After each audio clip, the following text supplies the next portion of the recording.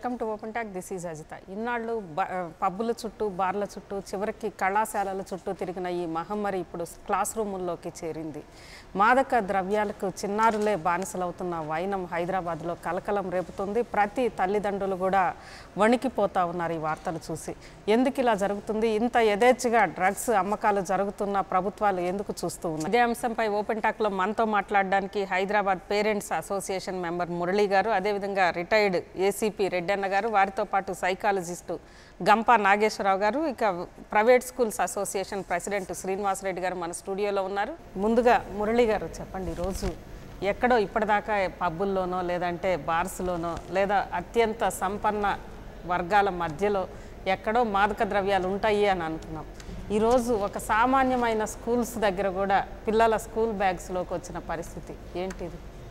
ఎందుకు వచ్చినాయి అనుకుంటారు? ఇదివరకు మేడం వాస్తవానికి విదేశాల్లో మాత్రమే మాదక ద్రవ్యాలను చూసాం మనం. ఆ వార్తలు వింటుంటేనే ఎంతో భయానక. అది కూడా ఒక ఏజ్ దాటిన వాళ్ళు మేజర్స్ అంతా కూడాను ఏజ్ పీపుల్ మధ్యలోనే ఉండేది. ఇప్పుడు ఏమైపోయిందంటే యూనివర్సిటీస్లోకి వచ్చాయి కొన్నాళ్ళ క్రితం. కొన్నాళ్ళ తర్వాత మళ్ళీ జూనియర్ కాలేజెస్ లాంటి ప్లేస్లో వార్తలు చూసాము. ఈరోజు భయంకరమైన వార్త అండి. స్కూల్ బ్యాగుల్లో ఉన్నాయని అంటే దాన్ని మించిన ఇంకో భయంకరమైన వార్త ఒక పేరెంట్కి ఉండదేమో. అసలు పేరెంట్లు ఇవాళ పేపర్లో చూస్తే అది మాటలు లేదు. ఇంకా దాని గురించి ఎంత వరీడ్ అంటే మన పిల్లోడు రేపు ఏంటో అనే ఒక అంతవరకు అందుబాటులోకి వచ్చేస్తున్నాయి అని అంటే భయంకరమైనటువంటి విషయం అండి. దీన్ని అసలు ప్రభుత్వాలు ఇంత నియంత్రించాల్సిన పరిస్థితుల్లో కూడా డ్రగ్స్ అటువంటి డేంజరస్ ఐటమ్, ఎలాగూ ఉద్యోగం కాకపోయినా, మన ఎడ్యుకేషన్ పరంగా కాకపోయినా, హెల్త్ పరంగా కాకపోయినా, ఈ డ్రగ్స్ అనేది మహమ్మారి ఎంత భయంకరమైనదంటే ఈ పిల్లల్ని చిన్నతనంలోనే ఇంకా అసలు వాళ్ళు చూడకూడనటువంటి లైఫ్ని చూపించేటువంటి డ్రగ్స్ ఇవి. వాటిని ఇవి ఎంత తొందరగా నియంత్రించకపోతే అంతటి చెడు మన చూడాల్సినటువంటి అవసరం ఉంది.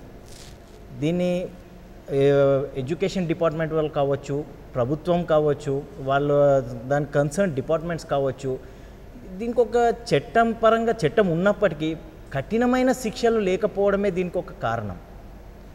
ఏదైనా దొరికినటువంటి కేసుని అలా కాలయాపన చేస్తూ కొన్నాళ్ళకి ఏదో కొట్టేయడాలు అలాంటి జరగడం వల్ల కూడా దీని మీద ఖచ్చితమైనటువంటి పనిష్మెంట్ అంటూ ఏమి ఇవ్వకపోవడం వల్ల కూడా చాలా మట్టుకు ఈజీగా తీసేసుకుంటున్నారు. దాని డ్రగ్స్ సప్లయర్స్ కావచ్చు, ఎవరైనా కావచ్చు. అలా జరుగుతూ ఉంటే ఇంకా రాను రోజుల్లో ఇవాళ మనం యూనివర్సిటీస్ వేరే విదేశాల నుంచి ఇవాళ స్కూల్ పిల్లలు 9th క్లాస్ అమ్మాయి అండి, అబ్బాయి కూడా కాదు, అమ్మాయి 9th క్లాస్ అమ్మాయికి కూడా ఇవాళ రీచ్ అవుతుంది అని అంటే ఎంతటి ప్రమాద స్థాయిలో ఉందో మనం అర్థం చేసుకోవాలి. నాగేశ్వరరావు గారు చెప్పండి, అసలు ఏం మాట్లాడాలంటే కూడా భయం వేస్తుంది దీన్ని కూడా తలుచుకుంటుంటే. అంటే ఇది 9th క్లాస్, అందులో హైదరాబాద్ అంటే జనరల్గా ఒక సేఫెస్ట్ సిటీ, అంటే మరీ అల్ట్రా మోడర్న్ కాదు, అలాగని మరీ వెనకబడినది కాదు, మంచి అంటే మోస్ట్ లివబుల్ సిటీ అని చెప్పి హైదరాబాద్ని మనం అనుకుంటుంటాము. నేను హైదరాబాదు కాదండి, చెన్నై కాదు, బెంగళూరు అని కాదు. ద మోస్ట్ ఇంపార్టెంట్ ఏంటంటే ఇక్కడ అసలు ఇది కాదు, ఇంకా రూట్ చూస్తే మన విద్యా వ్యవస్థలోనే మిస్టేక్ ఉంది, తప్పుంది. ఇంకా కరెక్ట్గా మాట్లాడాలంటే 1 or 2 years back saint Montessori చెప్పిందండి, ఎవరైనా పిల్లలు తప్పు నడకలు నడుస్తున్నారంటే కారణము పేరెంట్స్, టీచర్స్. ఇప్పుడు అమ్మాయికి డబ్బులు ఎక్కడొచ్చాయి, ఎవరు ఇచ్చారు? నెంబర్ 1 అంటే పేరెంటింగ్ బాలే, పేరెంటింగ్ సరిగ్గా చేయట్లేదు, అంటే వాళ్ళు పిల్లల్ని పట్టించుకోవట్లేదు. పేరెంట్స్కి ఏం కావాలి? చదువు చదువు చదువు చదువు చదువు అని రుద్దుడే కానీ ఎలా చదివించాలో వాళ్ళకి తెలియదు. ఇక మనము స్కూల్లో చూసుకుంటే ఏమైందండి, ఇక్కడ డిమాండ్ వర్సెస్ సప్లై. ఒకటే క్లాస్లో 60 మంది, 70 మంది, 80 మంది, విపరీతమైన డిమాండ్ ఉండడం వల్ల అక్కడ ప్రొఫెషనల్గా ట్రైన్డ్ టీచర్స్ తక్కువ ఉన్నారు. ఎవరైతే వాళ్ళు ఆ కరికులం కంప్లీట్ చేయాలి, అది కంప్లీట్ చేయాలి. ఇక గవర్నమెంట్ స్కూల్ వరకు వస్తే మేడం వాళ్ళకు ఈ చదువు కంటే ఎక్కువ వేరే పనులు, గవర్నమెంట్ డ్యూటీస్ ఎక్కువ ఉంటాయి. అంటే మొత్తం మీద ఏమైందంటే చదువు అనే దాని మీద కాన్సన్ట్రేషన్ కానీ వేరే దాని మీద వెళ్ళిపోతుంది. కాబట్టి నేను చెప్పదలుచుకుంది ఏంటంటే ఫస్ట్ ఆఫ్ ఆల్ పేరెంట్స్ని మార్చాలి. పేరెంట్ కౌన్సిలింగ్, అసలు పిల్లలు ఎలా పెంచాలి, పిల్లల్ని ఎలా చూడాలి, పిల్లల్ని ఏం చేయాలి, ఎక్కడ చెక్ చేయాలి, ఎవరు ఇవ్వాలి, వాళ్ళు డబ్బు ఎక్కడి నుంచి వస్తుంది, డబ్బు ఎక్కడ పోతుంది, ఎవరు డబ్బు ఇస్తారు, అమ్మిస్తుందా, నానిస్తుందా, అసలు ఏంటి ఇది? అసలు డబ్బు లేకుంటే ఇప్పుడు సార్ చెప్పాడు అది కంట్రోల్ చేయాలి, ఇది కంట్రోల్, ఎక్కడికి కంట్రోల్ అవుతుందండి? డబ్బు లేకుండా ఎవరికి ఉండలేరు కదా. So that is must number one most important.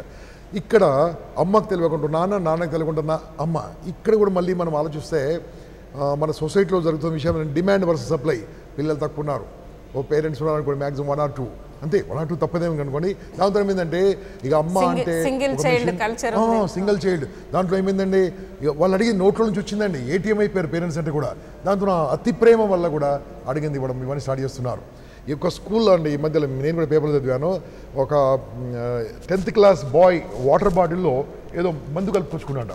పెద్ద పనిష్మెంట్ ఇచ్చి చదివే సంగతి అనుకున్న తర్వాత అంటే వాట్ ఈస్ హ్యాపెనింగ్ అంటే అది పేరెంట్స్ ఇచ్చారా, కారు ఇచ్చారా, బయట ఇచ్చారా, స్కూల్లో ఇచ్చారా?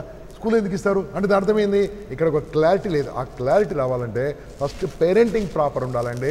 ఒక సైకాలజిస్ట్ అని చెప్పదలుచుకుంది, అయ్యా పిల్లల్ని సరిగ్గా చూసుకోండి, పిల్లల్ని కనడం కాదు, పిల్లల్ని పెంచడం చాలా ముఖ్యము, పిల్లల్ని పోషించడం చాలా ముఖ్యము, వాళ్ళ సంస్కారం నేర్చడం చాలా ముఖ్యము.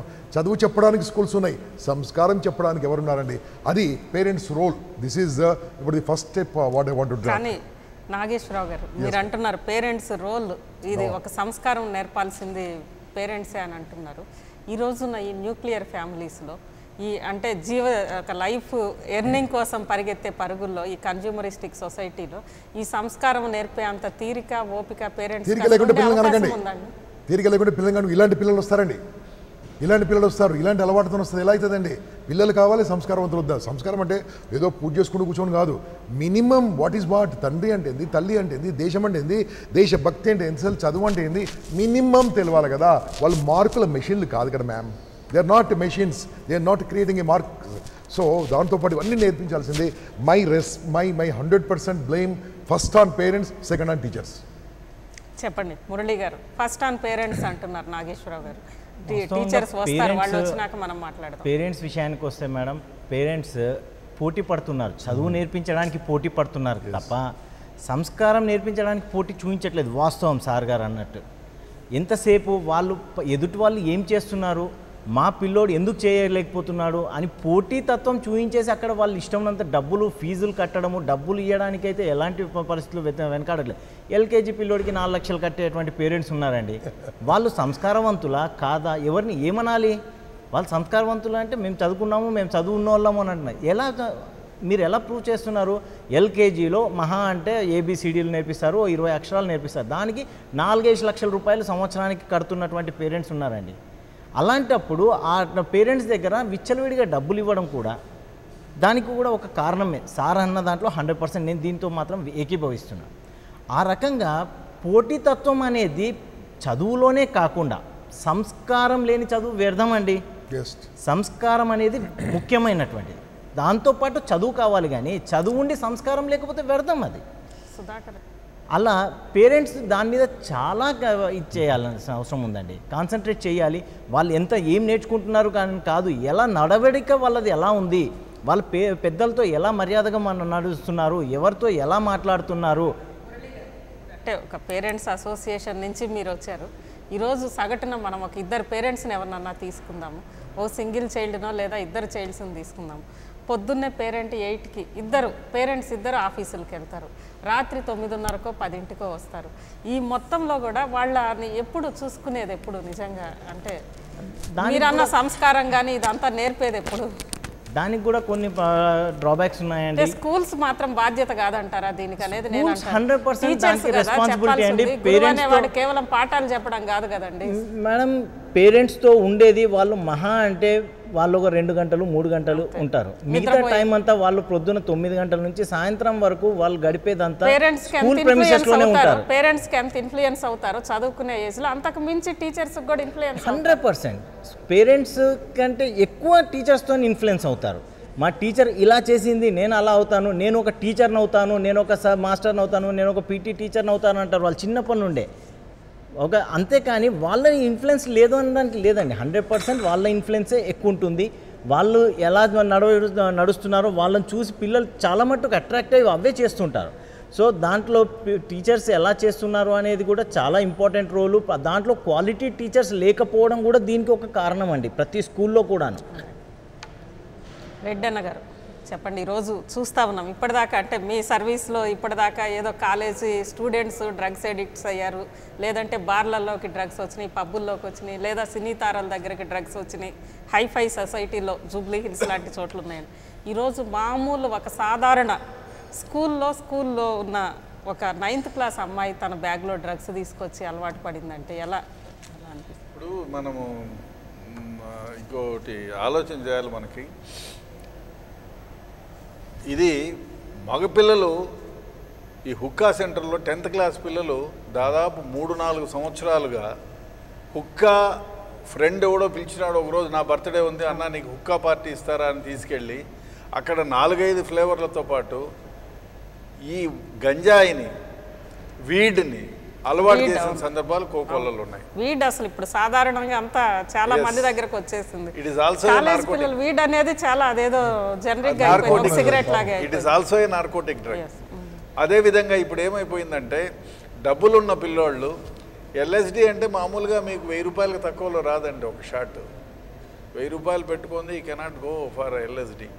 డబ్బులుండి కార్పొరేట్ చదువుల్లో ఉండి వాళ్ళ తల్లిదండ్రులు ఇద్దరు కూడా నా పిల్లవాడు బాగా చదువుకొని వృద్ధిలోకి రావాలి, మంచి స్కూల్లో వేయాలి, మంచి బ్రాండెడ్ డ్రెస్ వేయాలి, మంచి బ్రాండెడ్ వెహికల్ కొనియాలనే చూస్తున్నారు తప్ప వీడి స్నేహితులు ఎవరు, వాళ్ళు స్కూల్కే వెళ్తున్నాడా, వెళ్ళిన తర్వాత ఎవరితో తిరుగుతున్నాడు, ఆమె giving you right time to the children. అది మంచి సమయం ఇవ్వటంలా పిల్లలకి. ఇంకోటి పిల్లలకి డబ్బులు ఇస్తున్నారు, డబ్బులు ఇచ్చిన తర్వాత అరే బాబు నీకు 1000 రూపాయలు ఇచ్చినాను ఏం చేసావు, దేనికి ఖర్చు పెట్టావు, అది లేదు. వాళ్ళతో కూర్చోబెట్టి మాట్లాడేదే లేదు. వీడేమో 9th క్లాస్లోనే ఎగ్జామ్స్ ఉన్నాయి కదా గ్రూప్ స్టడీస్కి పోతానంటాడు. వాడు గ్రూప్ స్టడీస్కి పోతున్నాడా, గాంజా తాగడానికి పోతున్నాడా, ఎల్ఎస్డి వేసుకుంటున్నాడా అనేది లేదు. ఇంకోటి ముఖ్యంగా తల్లిదండ్రులు ఈ పిల్లలతో స్నేహంగా ఉండాలి, అది ఉండటం లేదు. అసలు పిల్లలతో గడిపే సమయం లేదు. రెండోది వీడి స్నేహితులు ఎవరో తెలుసుకొని ఉండాలి. మీరెవరో చెప్పండి, మీరెవరో తెలుసుకోవాలంటే మీ స్నేహితుల్ని అడిగితే చాలు. అట్లాగా తల్లిదండ్రులు ఎప్పుడు కూడా వాళ్ళ స్నేహితులనితో కూర్చోబెట్టి ఏనానా ఈ మా వాడు ఎక్కడికి వస్తాడు, మీ ఇంట్లో గ్రూప్ స్టడీనా కంబైన్డ్ స్టడీనా. చాలామంది పిల్లలు కంబైన్డ్ స్టడీస్కి వెళ్ళి రేవ్ పార్టీల్లో కూర్చున్న సందర్భాలు కోకొల్లలు ఉన్నాయి. ఇప్పుడు హైదరాబాద్లో చాలా రోజులుగా మనకి కాలేజీల్లో అయితే కోకొల్లలుగా అవుట్స్కర్ట్స్లో కాలేజీలు అయిపోయినాయి, ఇంజనీరింగ్ కాలేజీలు. ఈ అవుట్స్కర్ట్స్లో ఉండే కాలేజీల్లో ఏమైపోతుందంటే మనకి తల్లిదండ్రులు పోయి చూసే పరిస్థితి ఉండదు. 30 కిలోమీటర్లు 50 కిలోమీటర్లో కాలేజీలు ఉంటున్నాయి. వీడు పోవడానికి 2 గంటలు, రావడానికి 2 గంటలు, వీడికేమో ఆఫీస్ ఆయా. చాలా సందర్భాల్లో వాడు కాలేజ్ ఎగరగొట్టేసి ఈ వీడి పార్టీలు, ఈ బర్త్డే పార్టీలకి అని చెప్పి తీసుకెళ్ళి మందు దాపడం. ఇంకా డబ్బులున్న పిల్లలు ఏం చేస్తారు, అరే బాబు రారా అని పిలిచిపోతాడు. ఒకసారి అన్న మా ఇంట్లో తెలిస్తే చంపేస్తారు. ఏం కాదు బర్త్డే ఒక్కసారి, మళ్ళీ ఎప్పుడు చూసుకోదు. ఒకసారి తొలిసారి ఏం లేదంటారు, రెండోసారికి అలవాటు అయిపోతుంది.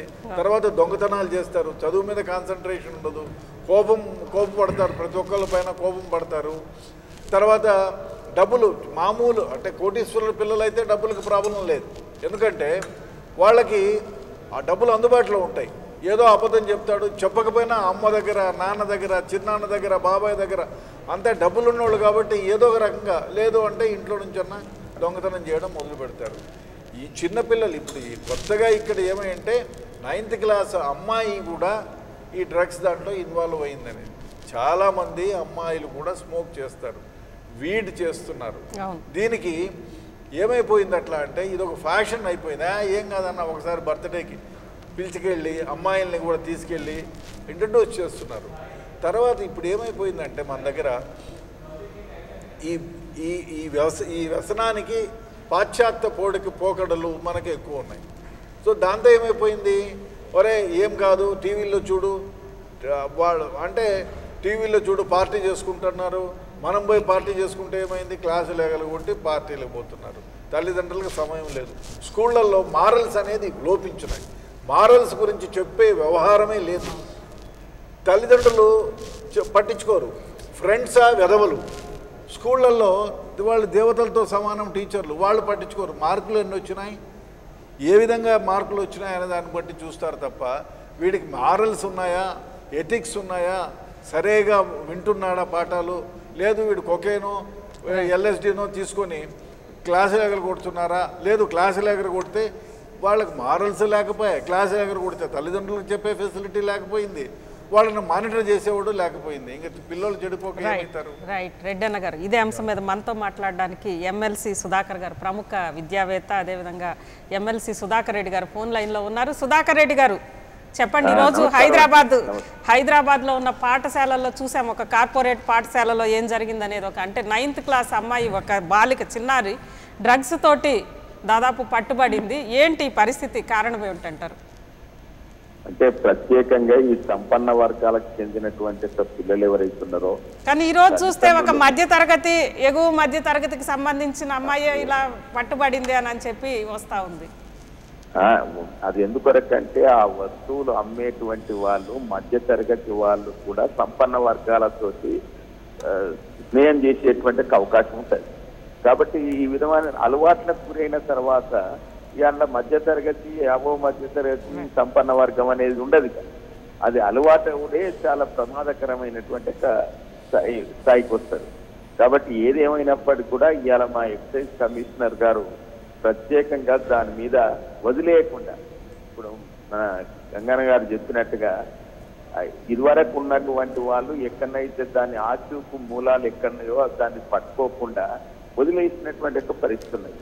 ఇప్పుడు అట్లా కాకుండా దాని మూలమంతా కూడా ఎక్కడి నుంచి వచ్చినాయి, ఎవరు తీసుకొచ్చిండ్రు, గోవా నుంచి వచ్చిందా, ఇతర ప్రాంతాల నుంచి వచ్చిందా, ఆ వచ్చిన తర్వాత ఎవరెవరికి డిస్ట్రిబ్యూట్ చేసిండ్రు అనేది విచారణ జరిగి దాని మీద చర్య తీసుకునేటువంటి అవకాశం కనబడుతుంది. కానీ సుధాకర్ రెడ్డి గారు ఇక్కడ నేను పోలీసులు ఏం చర్య తీసుకున్నారు, ప్రభుత్వం ఏం చర్య తీసుకున్నది అనేది అడగట్లేదు. ఒక విద్యావేత్తగా, ఒక ఉపాధ్యాయ సంఘ నాయకుడిగా, అన్నిటిని మించి ఒక ఉపాధ్యాయుడిగా ఈరోజు ఆ వయసు పిల్లలు ఇలాంటి వాటికి ఇన్ఫ్లుయెన్స్ అవుతున్నారంటే కారణం ఏంటి, వచ్చిన మార్పులు ఏంటి అనేది ఒకసారి చెప్పండి. ఒకటేమిటంటే పాఠ్యాంశాలలో నీతికి సంబంధించినటువంటి అంశాలు లేకపోవడం అనేది ప్రధాన కారణం. రెండవది ఏమిటంటే తల్లిదండ్రులు ఎవరైతే ఉన్నారో పిల్లలను పట్టించుకోకపోవడం. అసలు పిల్లలు ఎటు పోతుండ్రు, ఎటు నుంచి వస్తుండ్రు, ఎక్కడ ఉంటారు, ఏమైతుండ్రు అనేది పట్టించుకోకపోవటం వల్ల వారికి పాకెట్ మనీ ఇచ్చి ఇటువంటి వ్యసనాలకు గురయ్యేటువంటి రిస్క్ ప్రోత్సహించేటువంటి పరిస్థితి వస్తుంది. ఇక మూడవది టీచర్స్ కూడా గతంలో ప్రతి స్టూడెంట్ మీద కేంద్రీకరణ చేసేటువంటి వాళ్ళు ఇప్పుడు అట్లా చేసే పరిస్థితి కనబడుతుంది. కాబట్టి ఈ జీవన శైలిలో వచ్చేటువంటి మార్పులు, ఈ తరం మారినా కొంచెం ఉండేటువంటి స్థితిగతులు, ఇవన్నీ కూడా ప్రధానమైన కారణాలు అవుతున్నాయి మేడం. కానీ అంటే విచ్చలవిడిగా ఈరోజు గతంలో పూర్తిగా ప్రభుత్వ ఆధ్వర్యంలో ప్రాథమిక విద్య ఉన్నన్ని రోజులు అంటే ఒక రకంగా టీచర్లకి అదేవిధంగా అక్కడ ఉండే విద్యార్థులకి మధ్య ఒక పేరెంటల్ రిలేషన్షిప్ ఉన్నప్పుడు ఇలాంటివి ఎప్పుడు కూడా రాలేదు కదా. ఒక మంచి విద్యార్థులే అక్కడి నుంచి వచ్చారు కదా. మీరు మంచి మాట చెప్పారు మేడం. ఎందుకంటే ప్రభుత్వ అజమాయిషీలో పాఠశాలలు ఉన్నంత వరకు ఒక గొప్పతనం ఏంటంటే మేడం, మేము చిన్నప్పుడైతే మొత్తం తెలంగాణ ప్రాంతం అంతా కూడా ప్రభుత్వ పాఠశాలలే మేడం, ప్రైవేట్ పాఠశాలలు అనేటువంటి లేకుండే. కాబట్టి టీచర్కు ఆయన దగ్గరికి వచ్చే పిల్లల మీద అజమాయిషి ఉంటుండే. ఆ పిల్లవాడు ఏం చేస్తుండో, ఆయన ఆసక్తి ఏంటి, ఆయన దృక్పథం ఏంటి, దాన్ని ఆ వైపు గైడ్ చేసేటువంటి రీతిగా విద్యా వ్యవస్థ ఉండేటువంటి ఒక రోజులు ఉండే. ఇప్పుడు అట్లా లేకపోవటం వల్ల టీచర్స్ కూడా వాళ్ళ దగ్గర చదువుతున్నటువంటి ఒక పిల్లల యొక్క తల్లిదండ్రులు ఎవరు, వారి గుణగణాలు ఏమిటి అనేటువంటి దాని మీద కూడా కేంద్రీకరణ చేస్తలేరు. ఇటు టీచర్లది దాంట్లో మార్పు వచ్చింది, పిల్లల తల్లిదండ్రుల్లో మార్పు వచ్చింది, సమాజంలో కూడా మార్పు వచ్చింది మేడం. గతంలో ఊర్లో ఉంటే ఓ పెద్ద మనిషి ఉంటే భయపెట్టించేటువంటి వాళ్ళు, ఏమా ఎటు వస్తున్నావు, ఏం సంగతి అనేటువంటి వాళ్ళు. ఇప్పుడు ఎవరి గురించి పట్టింపు లేకుండా ఉండేటువంటి ఒక పరిస్థితి వచ్చింది. సమాజంలో కూడా ఎప్పటికప్పుడు అప్రమత్తంగా ఉండేటట్టు ఉండాలి, తల్లిదండ్రులు కూడా చూస్తూ ఉండాలి, ఇటు టీచర్లకు కూడా ఆ రకమైన. ఈ ప్రైవేట్ స్కూల్ రావటం వల్ల మాత్రం చాలా విచ్చలవిడితనం వచ్చేసింది. కాబట్టి ఈ ప్రైవేటైజేషన్ ఫస్ట్ చెప్తే తప్ప ఒక విద్యా వ్యవస్థ ఒక సరి అయినటువంటి గాడిలో పడేటువంటి అవకాశం లేదు. థ్యాంక్ యూ సుధాకర్ రెడ్డి గారు ఫోన్ లైన్లోకి వచ్చినందుకు. సుధాకర్ రెడ్డి గారు ఒక్క నిమిషం, మీతోటి ప్రముఖ సైకాలజిస్ట్ నాగేశ్వరరావు గారు మాట్లాడతారంట. నాగేశ్వరరావు గారు. సార్ నమస్కారం సార్, నేను మీ స్టూడెంట్ సార్. 8th నమస్కారం సార్. నమస్కారం. మీ స్టూడెంట్ అంట సార్ 8th 9th 10th లో. అమ్మా ఈ దెబ్బలు ఇంకా మర్చిపోలేదమ్మా. మీరు కొట్టి 8th 9th 10th లో మీ స్టూడెంట్ అంట, మీరు కొట్టిన దెబ్బలు ఇంకా ఉన్నాయి చేతి మీద అని చెప్తా మంచి మాటలు మర్చిపోలేదు, ఆ యొక్క అద్భుతమైన విషయాలు మర్చిపోలేదు సార్. మీరే ఇప్పుడు ప్రభుత్వంలో ఉన్నారు కాబట్టి సార్, అప్పుడు మాకు చెప్పిన మంచి విషయాలు. పిలవాని పేరు నాకు తెలుసు మేడం. ఆ పిలవాని యొక్క జీవన పరిస్థితులు ఎట్లున్నాయి, ఆయన సామాజిక పరిస్థితులు ఎట్లున్నాయి అన్ని కూడా తెలుసుకొని. సుధాకర్ రెడ్డి గారు ఒక్కసారి నాగేశ్వరరావు గారు మీతో మాట్లాడతారు. అదే మా స్టూడెంటే మేడం ఆయన. మాట్లాడండి సార్. నమస్కారం సార్. సుధాకర్ రెడ్డి సార్, ఇప్పుడు సార్ మీ టీచింగ్ నాకు తెలుసు, నేను ఇంకా కళ్ళు మూసుకుంటే మీరు కనిపిస్తారు, మీ ఇప్పుడు ప్రత్యక్షంగా ఇప్పుడు మీతో మాట్లాడుతున్నాను. అటువంటి టీచింగ్ ఉందా లేదా విషయం కాదు సార్. ఇప్పుడు మీరు ప్రభుత్వంలో ఉన్నారు, ఎందుకు ఇప్పుడు మీరు చెప్పి మన మినిస్టర్ గారు చెప్పి మన విద్యామంత్రికి చెప్పి ఎందుకు ఆ పాత విద్యా విధానాన్ని మళ్ళీ తీసుకురాలేరు? మీరు ఉన్నారు సార్, ఇప్పుడు మీరే ఉన్నారు, మీరు ఉపాధ్యాయుడు ఉన్నారు, మీ ద్వారా మేము అలాంటి లక్షలాది మంది బాగుపడ్డాం సార్. మరి అటువంటి విద్యా విధానం తీసుకురావాలంటే ఏం చేయాలో ఆలోచించండి sir. This only what I want to request on behalf of everybody sir. Sir, we want a teachers like you, we want education like whatever you taught us. మీరు నేర్పించిన విద్యా విధానం మాకు కావాలి సార్. ఈరోజు నేను కొన్ని లక్షలాది మందిని ప్రభావితం చేస్తున్నా అంటే ఆ రోజు మీరు నన్ను ప్రభావితం చేశారు కాబట్టి అటువంటి టాప్ మోస్ట్ టీచర్స్ మాకు కావాలి సార్. ఏం చేస్తారో చేయండి సార్, ప్రభుత్వం మీ చేతిలో ఉంది. సుధాకర్ రెడ్డి గారు, ఆ రోజున్న విద్యా వ్యవస్థ మళ్ళీ కావాలి అని అనేది నాగేశ్వరరావు గారు అంటున్నారు. దానికి మీలాంటి వాళ్ళు కృషి చేయాలనేది ఆయన కోరుతున్నారు. తప్పకుండా మేడం, నేనైతే మొదటి విద్యా వ్యవస్థ ఎట్లుండేనో అట్లా రావాలనే కోరుతున్నా మేడం. నేను మొన్న యూనిఫైడ్ సర్వీస్ రూల్స్ కొరకు కూడా పోరాటం చేసింది కూడా అందుకొరకే. ఎందుకంటే అన్ని ప్రభుత్వ విద్యాశాఖ పరిధిలో ఉంటే ఈ ప్రైవేటైజేషన్ దానంతరం అదే తప్పిపోయేటువంటి అవకాశం ఉంటుంది. మనది పూర్తిగా ప్రక్షాళన జరగాలి, పటిష్టంగా రూపకల్పన జరగాలి. దాని కొరకు ప్రభుత్వం కొద్దిగా చొరవ చూపించాలి. Right, thank you Sudhakar Reddy గారు ఫోన్ లైన్లోకి వచ్చినందుకు. ఇక శ్రీనివాస్ విషయంలో ఒక్క సెకండ్ మన శ్రీనివాస్ రెడ్డి గారు మాట్లాడినాక మీకు ఇస్తాను. శ్రీనివాస్ రెడ్డి గారు చెప్పండి, ఈరోజు అంటే ఒక టాపిక్ ఇక్కడ స్కూల్స్ మీద కూడా వచ్చింది. ఒకప్పుడు ప్రభుత్వ ఆధ్వర్యంలో ఉండే విద్యాలయాలు, అందులో టీచర్కి స్టూడెంట్స్కి మధ్యలో ఉన్న ఒక కార్డియల్ రిలేషన్, దెబ్బలు తిన్నా లేకపోతే కొట్టినా తిట్టించుకున్నా ఏం చేసినా, ఎందుకంటే విద్య అనేది ఉచితంగా వస్తూ ఉంది. ఇక్కడ అలా కాదు, మేము డబ్బులు ఇస్తున్నాము తీసుకుంటున్నాము విద్యని, కాబట్టి ఆ గౌరవం అనేది తగ్గిపోవట్లేదు అంటారా? ఇప్పుడు ప్రభుత్వ విద్య రిలేషన్ అనేది కమర్షియల్, ఒక దుకాణంలో దుకాణదారుడికి కొనడానికి వచ్చిన వాళ్ళకి మధ్యలో ఉన్న రిలేషన్ లాగా అయిపోలేదా? ఇప్పుడు ప్రైవేట్ విద్యా సంస్థలు ఎందుకు పుట్టుకొచ్చాయి? ఇప్పుడు ప్రైవేట్ విద్యా సంస్థలు పుట్టుకొచ్చిన తర్వాత ప్రభుత్వ విద్యా సంస్థలు నిర్వహణ అని చెప్పేసి వారు సుధాకర్ రెడ్డి గారు అన్నారు. అసలు మీరు అందించారు విద్యను, అదే పర్ఫెక్ట్ విద్య ఇప్పుడు ప్రభుత్వ పాఠశాలలో ఎందుకు అందట్లేదు? ఈవెన్ రిక్షా తొక్కేవాడు కూడా ప్రైవేట్ పాఠశాలకే పోవాలని చెప్పేసి ఎందుకు అంటున్నారు? అదొకసారి బేరీజ్ వేసుకోవాలి. అంటే ప్రభుత్వ పాఠశాలలో నాణ్యమైన టీచర్స్ ఉన్నారు, ట్రైన్డ్ టీచర్స్ ఉన్నారు, పర్ఫెక్ట్ టీచర్స్ ఉన్నారు, క్వాలిఫైడ్ టీచర్స్ ఉన్నారు. అయినా కానీ ప్రైవేట్ విద్యా సంస్థల వైపు తల్లిదండ్రులు మొగ్గుతున్నారు. వాళ్ళు అంటారు మీ దగ్గర ట్రైన్ టీచర్స్ లేరు, అన్ట్రైన్ టీచర్స్ ఉన్నారు, అసలు ఎస్ఎస్సి పాస్ అయినతో చెప్పిస్తున్నారు, ఇంటర్మీడియట్ పాస్ అవుతారు. సరే, ఎస్ఎస్సి పాస్ అయ్యడమో, ఇంటర్మీడియట్ పాస్ అయ్యడమో, డిగ్రీ పాస్ అయ్యడమో కష్టపడుతున్నాం, చదువు చెప్పిస్తున్నాం. కానీ ఈరోజు అంటే చూస్తూ ఉన్నారు కదా శ్రీనివాస్ రెడ్డి గారు, ఈరోజు సంఘటన చూసాము. ఒక 9వ తరగతి విద్యార్థిని బ్యాగ్లో ఈరోజు డ్రగ్స్ దొరకటం. డ్రగ్స్ అనేది ఇప్పుడు స్కూల్ లెవెల్లో డ్రగ్ ముఖ్యంగా ఏంటంటే ఈరోజు సంఘటన బయటకు వచ్చే వరకు గతంలో మీ దృష్టికి ఎప్పుడన్నా ఇలాంటి జరుగుతున్నాయి అనేది ఉందా? తెలుసుంది. ఇప్పుడు వారు చెప్పినట్టుగా సంపన్న వర్గాల పిల్లలకే డ్రగ్స్ అనేది ఎక్కువ ఏంటంటే వాళ్ళకి డబ్బులు అందుబాటులో ఉంటాయి. పబ్లిక్ స్కూల్స్ కానీ, ఇంటర్నేషనల్ స్కూల్స్ కానీ, కార్పొరేట్ స్కూల్స్ కానీ ఇలాంటి వాటి దగ్గరనే డ్రగ్స్ అనేది ఉంటుందండి. వాళ్ళకి అలవాటు అయిపోయింది. ఒకప్పుడు రెడ్డి కాలేజీ ముందర జామకాయలు కోసి అమ్మేవాడు. జామకాయలల్లో బ్రౌన్ షుగర్ పెట్టిస్తే ఆ జామకాయని తినడానికి లైన్ కట్టేటోళ్ళు. అలాంటి డ్రగ్గిస్ట్ ఉన్నారు. సో పిల్లల్ని ఎందులోనో చాక్లెట్లనో లేకపోతే జామకాయలను ఎక్కడో పెట్టేటి వాళ్ళను అలవాటు చేసి వాళ్ళు డ్రగ్స్ను బిజినెస్గా చేసుకుంటున్నారు. అలాంటి వాటిని ఖచ్చితంగా కంట్రోల్ చేయాలి. ముఖ్యంగా తల్లిదండ్రులు ఇప్పుడు స్కూల్ విద్యార్థులకు పాకెట్ మనీ అవసరం లేదు. ఇప్పుడు ఆటో వస్తుందో లేకపోతే బస్సులోనే వస్తారు, బస్సుల నుంచి ఇంటికి వెళ్తారు, మధ్యలో షాపింగ్ చేయాల్సిన అవసరం లేదు, ఎమర్జెన్సీ కొనాల్సిన అవసరం లేదు కాబట్టి అన్ని ఆర్టికల్స్ ప్రొవైడ్ చేస్తారు. సో ముఖ్యంగా పాకెట్ మనీని మాత్రం తల్లిదండ్రులు కంట్రోల్ చేయాలండి. ఇంకా వారు చెప్పినట్టుగా మోరల్ వాల్యూస్, టీచర్స్లో మోరల్ వాల్యూస్ లేవు, ఎథిక్స్ లేవు అని చెప్పి ఎస్ మోరల్ వాల్యూస్ సిలబస్ లో ఉన్నట్టుంది కదా మోరల్ స్టడీస్ ఐసిఎస్సిలో వీటన్నిటిలో. అసలు తల్లిదండ్రులు మోరల్ వాల్యూస్కి ప్రిఫరెన్స్ ఇస్తున్నారండి తల్లిదండ్రులు. Maths, science, English, maths, science, English వాళ్ళు అది అడుగుతారు, మేము అదే ఫోకస్ చేయాల్సి వస్తుంది అంతే తప్పితే ఇంకోటి ఏంటంటే మార్క్స్ రాకపోతే మళ్ళీ మిమ్మల్ని టీచింగ్ ప్రొఫెషన్స్కి గత 20 సంవత్సరాల నుంచి చూస్తుంటే అసలు ఎవరు వస్తున్నారండి?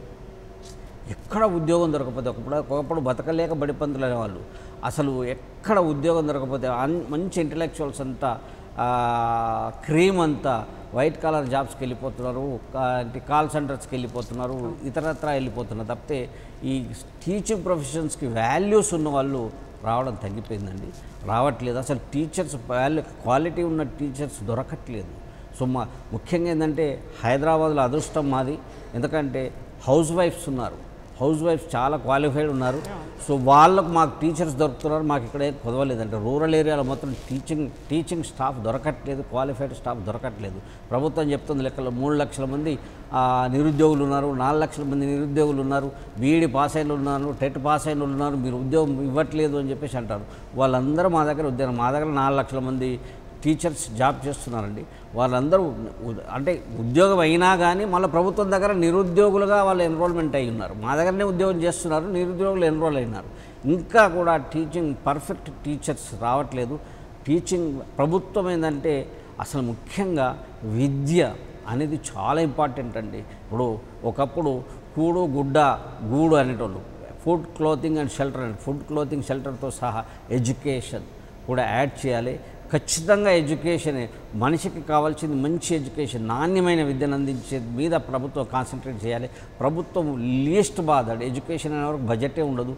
అసలు ఎడ్యుకేషన్ సెస్ కలెక్ట్ చేస్తున్నారు, ఆ ఎడ్యుకేషన్ సెస్ ఏం చేస్తున్నారో తెలియదు, ఆ బడ్జెట్ ఏంటి పోతుందో తెలియదు, నాణ్యమైన టీచర్స్ ఉత్పత్తి చేయట్లేదు. ఇప్పుడు ఫిన్లాండ్ ఉందండి, ఫిన్లాండ్లో ఐఏఎస్ ఆఫీసర్కి ఎట్లయితే కాంపిటీషన్ ఉంటుందో టీచర్కి అక్కడ అంత కాంపిటీషన్ ఉంటుంది. అంటే ఫస్ట్ టీచర్కే జాబ్ ప్రిఫరెన్స్ ఇస్తారండి. అలా ప్రభుత్వం టీచింగ్ కమ్యూనిటీని ఎంకరేజ్ చేయాలి, అలాంటి వాల్యూస్ ఉన్న వాళ్ళని ముందుకు తీసుకురావాలి, డిసిప్లిన్ ఉన్న వాళ్ళని ముందుకు తీసుకొస్తే సమాజం బాగుపడుతుందండి. టీచరే సమాజాన్ని మార్చేది, టీచరే సమాజంలో మార్పు తెచ్చుకొచ్చి టీచరే దేశాన్ని అభివృద్ధి చెందేది అనేది ప్రభుత్వం గుర్తించాలండి. ఆ గుర్తించినాడే మన దేశం బాగుపడుతుంది. మురళి గారు చెప్పండి, ఇప్పుడు అందరూ కూడా ఒక రకంగా పేరెంట్సే దీనికి కారణం. అంటే టీచర్స్ లేకుంటే స్కూల్ ఇవన్నీ పక్కన పెడితే ముందు పేరెంట్స్ నుంచే ఇవన్నీ కూడా మొదలవుతున్నాయి. ఎందుకంటే సరైన చెక్ లేకపోవడము, మనం ఇంతకుముందు అనుకున్నట్లుగా ఈ న్యూక్లియర్ ఫ్యామిలీస్లో విపరీతమైన ప్యాంపరింగ్, ఇష్టం వచ్చినట్లు డబ్బు ఇవ్వడము, ఇదంతా కూడా కారణమవుతుంది అంటున్నారు. మీరేమంటారు, ఒప్పుకుంటారా? వాస్తవం మేడం, ఇదివరకు పేరెంట్స్ పిల్లలకి డబ్బులు ఇవ్వడం కానీ వేరే ఇతరత్ర సదుపాయాలు ఇవ్వడంలో తప్పు లేదు. కానీ ఇచ్చినట్టు నేను ఒక పేరెంట్గా చెప్తున్నాను, ప్రతి పేరెంటు పిల్లలకి ఏమి ఇస్తున్నామో వాళ్ళ మీద ఒక చెక్ పెట్టాలి. ఎంతసేపు వాళ్ళు ఎంతవరకు దాన్ని ప్రాపర్ వేలో యూటిలైజ్ చేసుకుంటున్నారు. పాకెట్ మనీ ఇస్తున్నారు, సరే పాకెట్ మనీ ఇవ్వడంలో వాళ్ళు ఎంత ఇస్తున్నారు, వాళ్ళకి ఎంత అవసరం, వాస్తవంగా ఎంత అవసరం. పాకెట్ మనీ ఏంటి, ఎమర్జెన్సీలో ఒక పెన్సిలో ఒక పెన్నో నోట్బుక్ కొనుక్కోవడానికి ఇవ్వాలి. అలా కాకుండా స్కూల్స్లలో ఇవాళ ఏమైపోయిందంటే బేకరీలు ఇతరత్ర వేరువేరుగా పెట్టేసి దాంట్లో ఒక చిన్న సైజు ప్రతి స్కూల్లో ఒక ఇంటర్నేషనల్ స్కూల్స్లో వాటిలో చూస్తే చిన్న సైజు సూపర్ మార్కెట్ లాగా ప్రతి ఫెసిలిటీ ఇచ్చేస్తున్నారండి. అలాంటి ప్లేసెస్లో కూడా మిస్యూజ్ అవ్వడానికి చాలా అవసరం ఏర్పడుతుంది. అది పేరెంట్స్ డిమాండ్ చేస్తున్నారు, కానీ స్కూల్లో నాణ్యమైనటువంటి వాళ్ళ స్కూల్ రెప్యుటేషన్ పడుతుంది. సార్ ఒకరు ఇద్దరు అడిగినంత మాత్రాన వాళ్ళు ఏంటంటే సార్ ఒకరిద్దరు ఉంటారు, వాళ్ళ హ్యూజ్ శాలరీస్ అమెరికాలో ఎక్కడో సెటిల్ అయిన వాళ్ళు డిమాండ్ చేసిన దాన్ని బట్టి దృష్టిలో పెట్టుకొని 100,000 మంది స్టూడెంట్స్కి అది ప్రొవైడ్ చేయడం తప్పేదండి. అది స్కూల్లో నియంత్రించాల్సినటువంటి అవసరం. అది దానికి కారణంగా ప్రత్యేకమైన చట్టాలు ఉన్నాయండి. స్కూల్లో ఎటువంటిది అమ్మడానికి వీలు లేదండి. ప్రైవేట్ స్కూల్లో శ్రీనివాస్ రెడ్డి గారిని అడిగండి చెప్తారు, రూల్ ఉందండి. అలాంటిది దాన్ని తుంగలో తొక్కేస్తారు. అలాంటిది అక్కడ పెట్టడం, ఆ డబ్బులు 10 రూపాయలు 20 రూపాయలు అడుగుతున్నారు, దానికి అలా అలవాటు పడి రేపు 100 అవుతుంది 200 అవుతుంది, అలా ఎలా మిస్యూజ్ చేస్తున్నారు అనే దానికి ఇది కూడా ఒక కారణం అండి. సో దాన్ని ప్రాపర్ వేలో యూటిలైజ్ చేసుకోవడానికి అక్కడ ఫెసిలిటీసే లేకుండా ఉన్నాయనుకోండి, నువ్వు బస్ ఎక్కావా, స్కూల్కి వెళ్ళావా, వచ్చావా, ఇంకా మేము పెట్టిన టిఫిన్ ఇస్తే తినేసేయాలి, రావాలి. అలా ఉండే పెంపకం అనేది కొంచెం కష్టం కూడా నేర్పాలండి పిల్లలకి. ఎంతసేపు సుఖమే నేర్పడం కాకుండా స్కూల్లో అంత ఫెసిలిటేట్ చేస్తున్నారు. స్కూల్లోనే తినాలి, వాళ్ళు పెట్టిందే తినాలి. మీరు పెట్టిందే మా పిల్లలు ఎందుకు తినాలండి? వాళ్ళ తల్లిదండ్రులు పెట్టుకునే అవకాశమే ఇప్పుడు ఉంటుంది. ఇంకా ఈ 10 సంవత్సరాలు దాటితే వాళ్ళకి తినడానికి వాళ్ళే వండుకోవాలి, వాళ్ళే ఎక్కడో విదేశాలకు ఇక్కడ వెళ్ళిపోతారు. అలాంటివి చేయాలి. కానీ వాళ్ళకు ఏదో బిజినెస్ అనో లేకపోతే ఇంకేదో నేర్పిస్తున్నాం. వాళ్ళు కలిసి తినడం నేర్పిస్తున్నారు, కానీ సొసైటీలో ఎలా కలిసి ఉండాలి అనేది కూడా నేర్పడం ఇంపార్టెంట్ అండి. నాగేశ్వరరావు గారు మేడం, నేను ఇంతకుముందు చెప్పింది మళ్ళీ చెప్తాను. పిల్లల్ని కనడం గొప్ప కాదండి, పిల్లల్ని పెంచడం గొప్ప. కానీ ఈరోజు మన రెడ్డన్న గారు కూడా ఉన్నారు. సరే, అంటే ఇప్పుడు పేరెంట్స్, పిల్లలు, టీచర్స్, స్కూల్స్ ఇవన్నీ పక్కన పెడితే ఇంప్లిమెంటేషన్ అథారిటీస్ స్కూల్ అసలు అంటే ఇటు మామూలుగా ఇటు పోలీస్ వ్యవస్థ కానీ ఎక్సైజ్ ఇది కానీ నిషేధించబడ్డ డ్రగ్స్ ఒక స్కూల్ చైల్డ్ దాకా వచ్చినాయి అంటే ఇంప్లిమెంటేషన్ అథారిటీస్ మొత్తం కూడా ఘోరంగా వైఫల్యం కాదంటారా? డెఫినెట్గా నేను చెప్తానండి. మనకి డ్రగ్స్ విచ్చలవిడిగా దొరకడానికి అనేక కారణాలు ఉన్నాయి. మనకి ఏజెన్సీస్ ఏమున్నాయి పట్టుకోవడానికి? ఒకటి ఎక్సైజ్ డిపార్ట్మెంట్, వాళ్ళకి ఫుల్ అథారిటీ పవర్స్ ఉన్నాయి. తర్వాత police department, DRA, directorate of revenue intelligence. వీళ్ళు దేశ విదేశాలతో వీళ్ళకి నెట్వర్కింగ్ ఉంటుంది. ఎవరు ఏం చేసేది కూడా వీళ్ళ దగ్గర ఇన్ఫర్మేషన్ ఉంటుంది. పోతే కస్టమ్స్ అధికారులు, వాళ్ళకు కూడా కొంచెం ఇన్ఫర్మేషన్ ఉంటుంది. వీళ్ళందరూ కలిసి నార్కోటిక్ బ్యూరో, కంట్రోల్ బ్యూరో అని ఢిల్లీలో ఉంటుంది. సో వీళ్ళు అందరూ కలిసి కూడా వీళ్ళని పట్టుకోవడానికి కానీ నియంత్రించడానికి అధికారం ఉంది. మనకు సిఐడిలో ఒకటి ఉంది, నార్కోటిక్ సెల్ అని. దాంట్లో లింగులిట్టుకుమని 4 ఉంటారు. నార్కోటిక్ కంట్రోల్ బ్యూరోలో ఎక్కడో అజమాయిషి ఢిల్లీలో, ఇక్కడ నియంత్రించే వాళ్ళ సంఖ్య చాలా తక్కువ ఉంటుంది. డిఆర్ఏ వాళ్ళు, ఈ డిఆర్ఏ వాళ్ళు ఏం చేస్తారు? ఈ రెవెన్యూ సైడ్ ఇన్వెస్టిగేషన్స్ ఎక్కువ ఉంటాయి. వాళ్ళు స్టాఫా 10 మంది 12 మంది, రెవెన్యూ సైడ్ ఇన్వెస్టిగేషన్స్ ఎక్కువ ఉంటాయి. ఇంకా పోలీసు వాళ్ళు స్టాఫ్ తక్కువ, జనాలు ఎక్కువ, ప్రపంచంలో లేని ఒత్తిళ్ళన్నీ వాళ్ళ దగ్గరే ఉంటాయి. కాబట్టి వాళ్ళు దీనిపైన కాన్సన్ట్రేట్ చేసే వ్యవహారమే లేదు. ఇంకో పోతే ఎక్సైజ్ వాళ్ళు, మెయిన్గా వాళ్ళు కాన్సన్ట్రేట్ చేయాలి. వాళ్ళు స్టాఫ్ తక్కువ, ఈ సారాయి, బ్రాందీ, విస్కీ ఈ నియంత్రణతోనే చచ్చిపోతారు. పైగా వాళ్ళకి ఇంకోటి కూడా పెట్టారు, కలెక్షన్. అంటే ఎవరు ఎంత, అందరూ అన్ని పనుల్లో నిమగ్నమైనారు. వీళ్ళని ఎవరు కంట్రోల్ చేస్తారు? సో దాంతో ఏమైపోయిందంటే డెడికేటెడ్ స్టాఫ్ లేకపోవటం, వాళ్లకు సంబంధించి కరెక్ట్గా అయ్యే ఇన్వెస్టిగేషన్ ఏజెన్సీస్ ఏమైతే డెడికేటెడ్ స్టాఫ్ ఉందో వాళ్ళకి సరైన సమయంలో వాళ్ళకి ఇన్వెస్టిగేషన్స్ కావాల్సిన సదుపాయాలు చేయకపోవటం, ఇవన్నీ ఉంటే డెఫినెట్గా చేస్తారు. ఇంకోటి ఏమంటే మన దగ్గర చూసుకోండి, సిటీ అంతా వెతికితే ఎక్కడైనా ఇప్పుడు మేము పట్టుకుని 1999 2000లో 200 కోట్ల డ్రగ్ మేము సీజ్ చేస్తే మేము డిఆర్ఐ దగ్గరికి వెళ్ళాము. మా కిట్టు ఎక్స్పైర్ అయిపోయింది, సిఐడిలో ఉన్న కిట్టు ఎక్స్పైర్ అయిపోయింది. పరిగెట్టుకొని డిఆర్ఐ దగ్గరికి వెళ్ళి ఆ కిట్టు తీసుకొచ్చుకున్నాం. ఆ కిట్టు కూడా సరిగా పనిచేస్తుందో లేదో తెలియదు. అంటే సరైన అవగాహన లేకపోవటం. చట్టం చాలా narcotic drug 1985 one of the best acts అండి. చట్టం చాలా కఠినతరమైంది, కానీ ఇంప్లిమెంట్ చేసే అధికారులకి ఆ చట్టం యొక్క పరిధి తెలియకపోవటం. అది ఇప్పుడు ఎవరైనా కేసు పెడితే నార్కోటిక్ యాక్ట్ కింద కేసు పెడితే బెయిల్ రాదండి. దానికి కారణం ఏమిటంటే మ్యాండేటరీ ప్రొవిజన్స్ తెలిసి ఉండాలి, తెలీదు. ఏముందిలే ఏం కాదండి. ఆ మ్యాండేటరీ ప్రొవిజన్స్ని ఎవరైతే కరెక్ట్గా ఇంప్లిమెంట్ చేయలేదో వాడు ఇబ్బంది అరెస్ట్ చేస్తాడు. రేపు మన సినిమాలో యాక్ట్ చేసిన వాళ్ళు చాలామంది పోతే 15 రోజులు జైల్లో ఉండి వస్తున్నారు. నార్కోటిక్ కంట్రోల్ బ్యూరో వాళ్ళు చేసిన చట్టాన్ని డెఫినెట్గా ఎవరైనా కేసు పెడితే 6 నెలలు కాదు, సంవత్సరం కాదు, బెయిల్ రాదు. వాడికి శిక్ష వచ్చేంత వరకు బెయిల్ రాదు. కనీసం 10 సంవత్సరాల నుంచి 20 సంవత్సరాల వరకు జైలు శిక్ష. ఇంకొక గొప్పతనం ఏమిటంటే 10 మర్డర్లు చేసేవాడు తప్పించుకోవచ్చు, కానీ ఈ నార్కోటిక్ యాక్ట్లో బుక్ అయిన వాళ్ళు తప్పించుకోవడానికి వీలే లేదు. ఎందుకంటే అఫెన్స్ చేసినోడు బర్డన్ ఆఫ్ ప్రూఫ్ లైస్.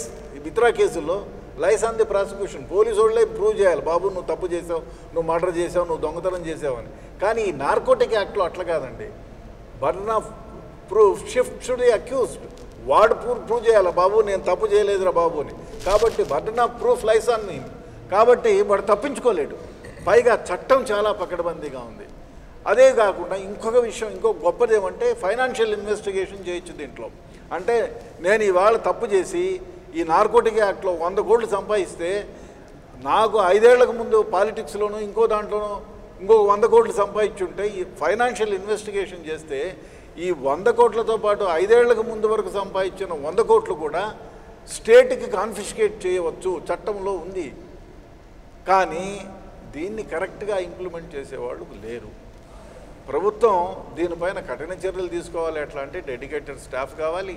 ఇప్పుడు పోలీస్ ట్రైనింగ్ కాలేజీలు కానీ ఇంకో దగ్గర కానీ వాళ్ళని పంపించి పీరియాడికల్గా అన్ని స్టేషన్ల నుంచి పంపించి వాళ్ళకి ట్రైనింగ్లో ఈ బాబు ఈ నార్కోటిక్ యాక్ట్ ఇది, these are the mandatory provisions, ఈ విధంగా మీరు పట్టుకుంటే వీళ్ళని ఈ విధంగా రాయాల్సి ఉంటుంది, ఆ విధంగానే ప్రశ్నించాల్సి ఉంటుంది అనేది చేయగలిగితే డెఫినెట్గా ఈ చట్టం మీద ఒకసారి అరెస్ట్ అవుతారు. ఇంకోటి ఏమిటంటే మూలాల్లోకి వెళ్ళటంలా.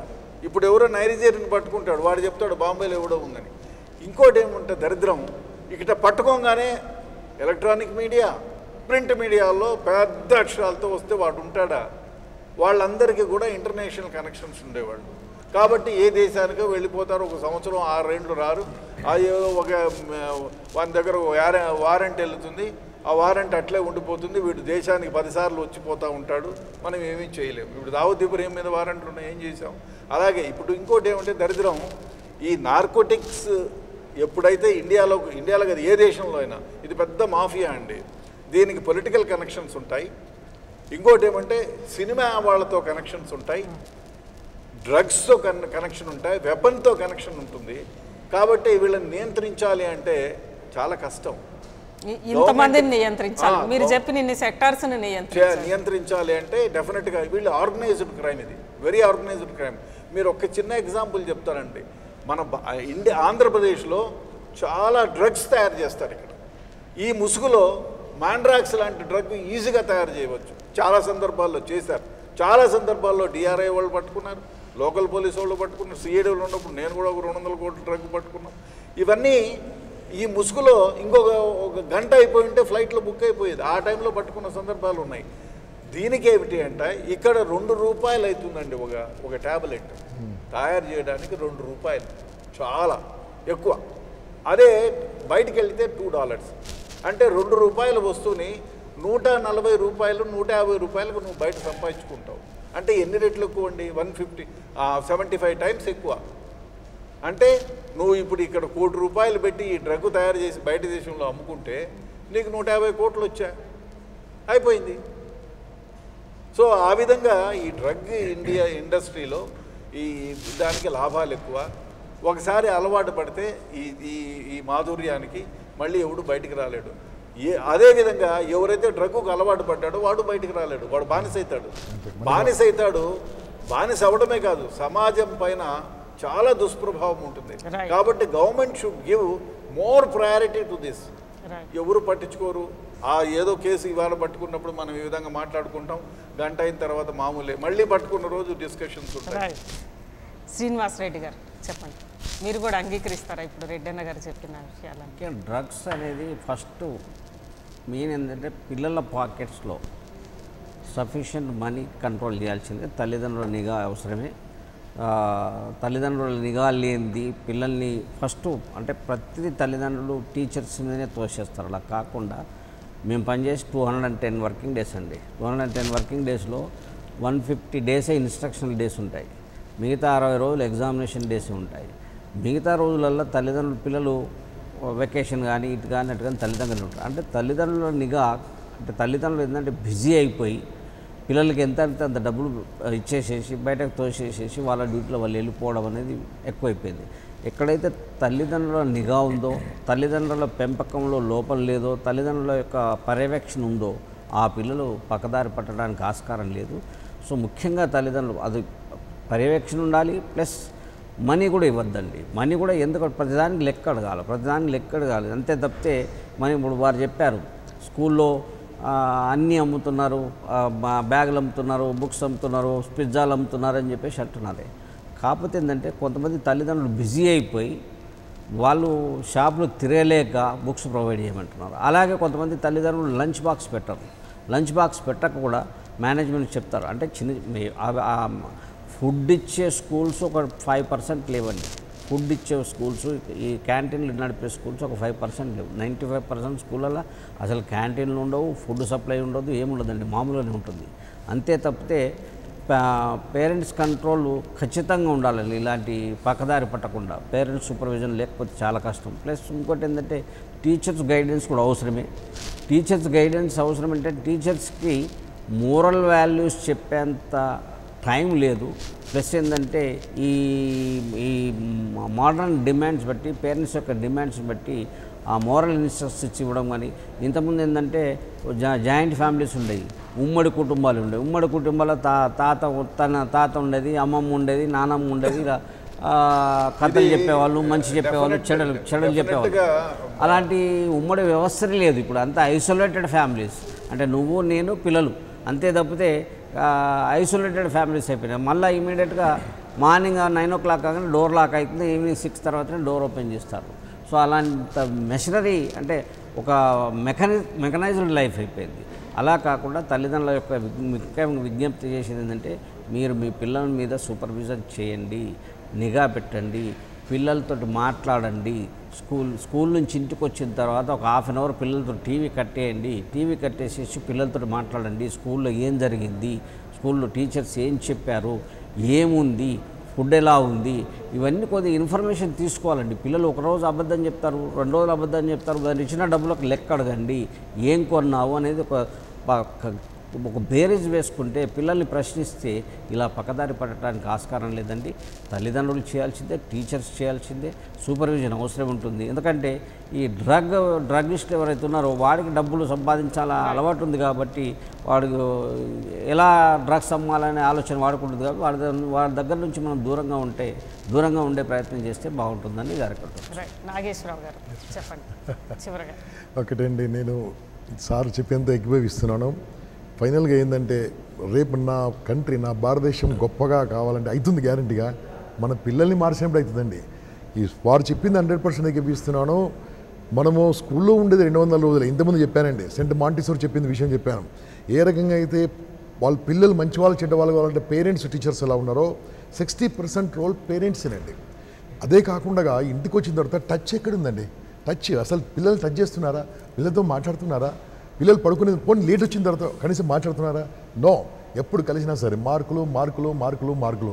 ప్రతి ఇంట్లో 3 మిషన్లు ఉంటాయండి. ఒక మిషన్ పేరు మార్కుల మిషన్, రెండో మిషన్ పేరు మనీ మేకింగ్ మిషన్, మూడో మిషన్ పేరు మీనింగ్ మేకింగ్ మిషన్. 3 మిషన్లే ఉంటాయి. అసలు మాట్లాడుకోలేరు.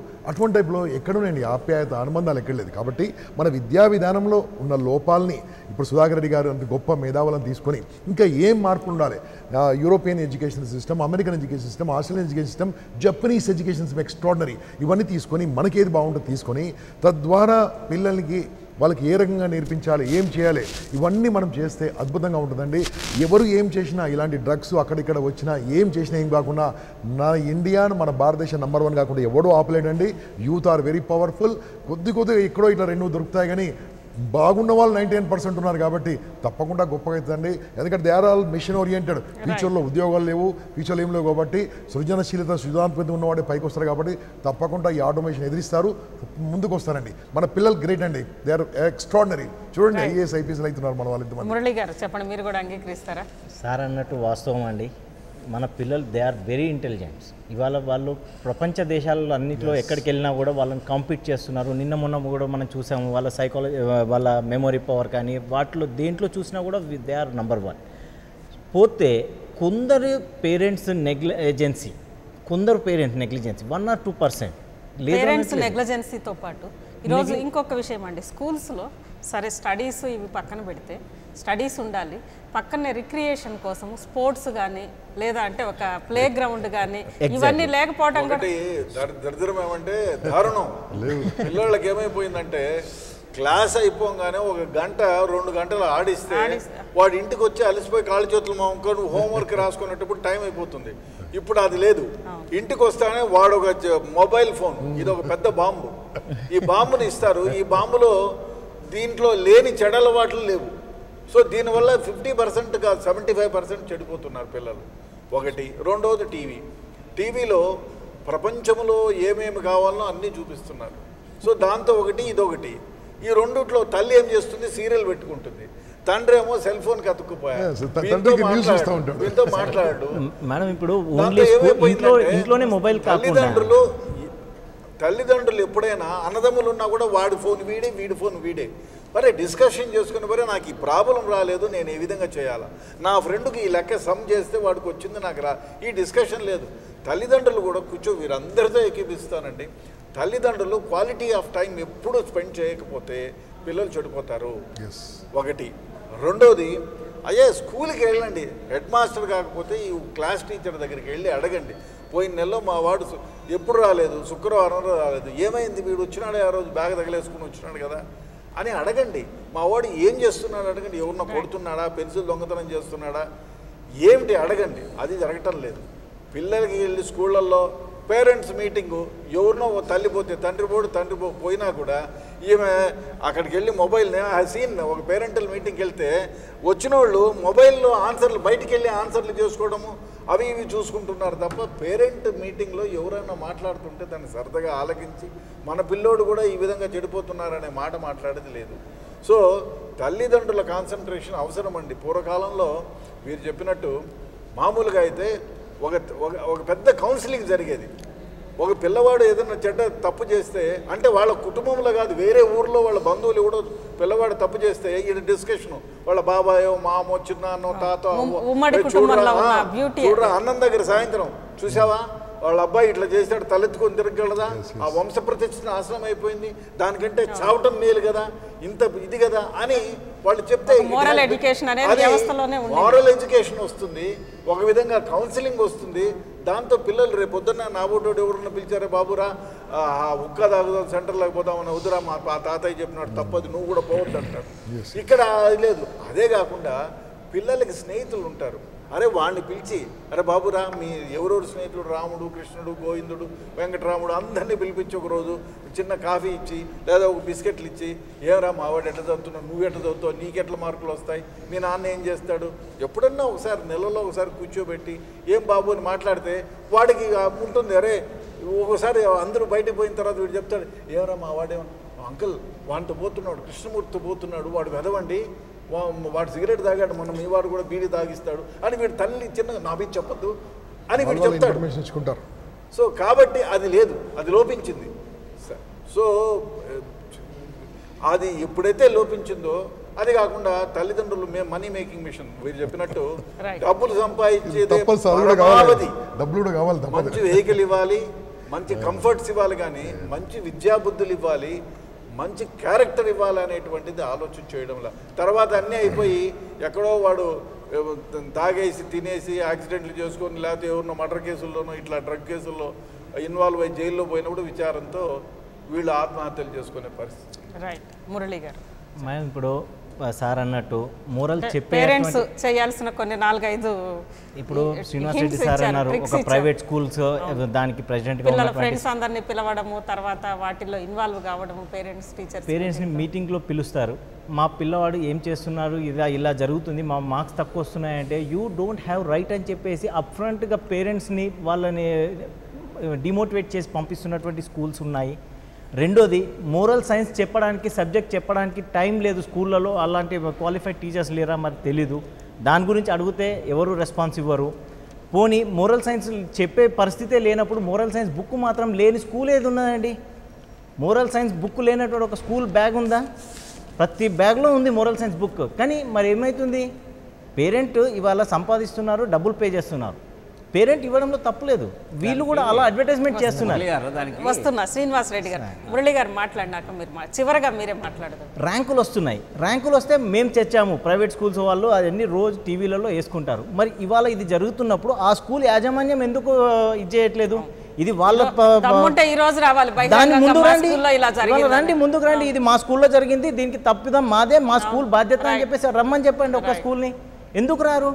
వాళ్ళ బాధ్యత కదా, పొద్దున్న నుండి సాయంకాలం వరకు స్కూల్ ప్రెమిసెస్లోనే ఉంటారు. అది మంచి అది చెడు అని చెప్పే పరిస్థితిలో లేదు స్కూల్స్. వాళ్ళు మళ్ళీ మా స్కూల్స్ గొప్ప ర్యాంకులు ఇన్ని వేలు లక్షలు కోట్లు అని చెప్పేసి టర్న్ ఓవర్లు అన్నీ చూపిస్తున్నారు.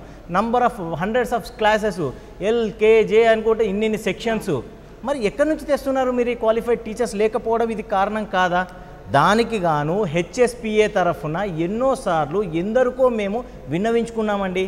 మా మొర వినండి సార్, మీరు మాకు ఎడ్యుకేషన్ మినిస్టర్ దగ్గరికి వెళ్ళాము, DEOల దగ్గరికి వెళ్ళాము, సెక్రటరీ గారి దగ్గరికి వెళ్ళాము, CM గారికి మొన్న పోయిన నెలలో చిన్నపిల్లలు 1000 మంది పైచిలుకు లెటర్లు ఉత్తరాలు రాశారండి.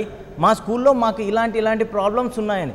అంటే వారి దృష్టిలో, ఈ ప్రభుత్వం దృష్టిలో ఇవి ప్రాబ్లమ్స్ కావా?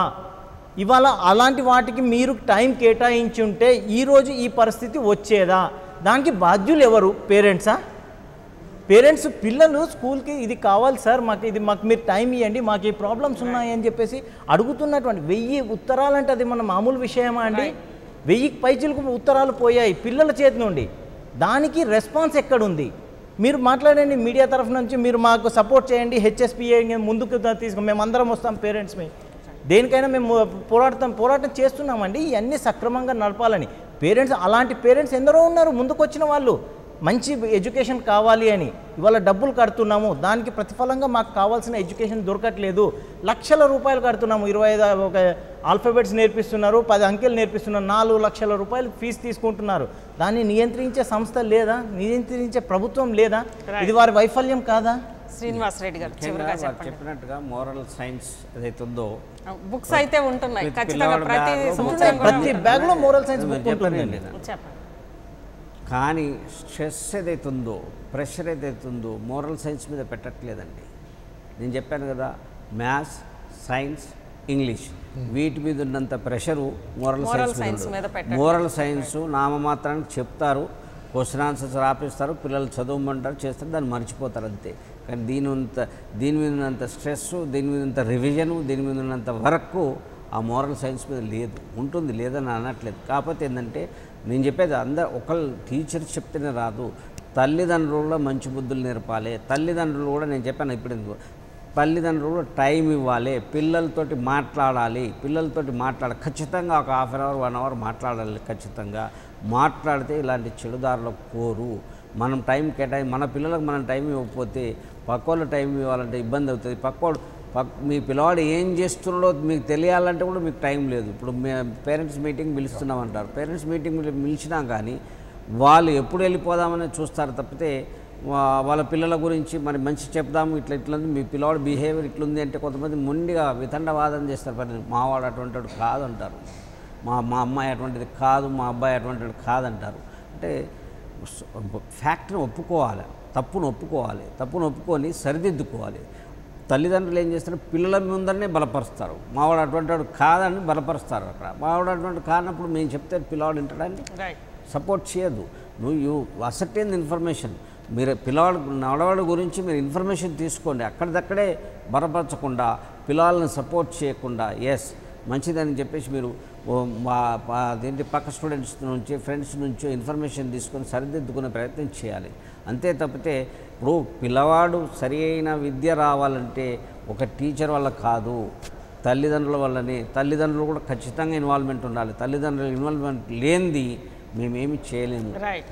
థ్యాంక్ యూ శ్రీనివాస్ రెడ్డి గారు, అదేవిధంగా రెడ్డన్న గారు, నాగేశ్వరరావు గారు, ఇంకా మురళి గారు ఓపెన్ టాక్లో పాల్గొన్నందుకు. మొత్తం మీద ఈరోజు హైదరాబాద్లో జరిగిన సంఘటన పేరెంట్స్ అందరికీ కాదు, దాదాపు సగటు ప్రతి ఒక్కళ్ళకు కూడా ఈరోజు ఒక కలవరం సృష్టించే సంఘటన. అయితే దీనికి బాధ్యత తల్లిదండ్రులదా లేకుంటే స్కూల్స్దా, అన్నిటినీ ముంచి ఉన్న చట్టాన్ని కనీసం అమలు చేయలేని ప్రభుత్వ యంత్రాంగందా, మొత్తం మీద అందరూ కూడా దీనికి బాధ్యులే. తల్లిదండ్రులు కనీసం పిల్లలతోటి టైం స్పెండ్ చేయాలి, అదేవిధంగా ఖచ్చితంగా పిల్లలు ఏం చేస్తున్నారు ఏంటనేది చెక్ చేయాలి.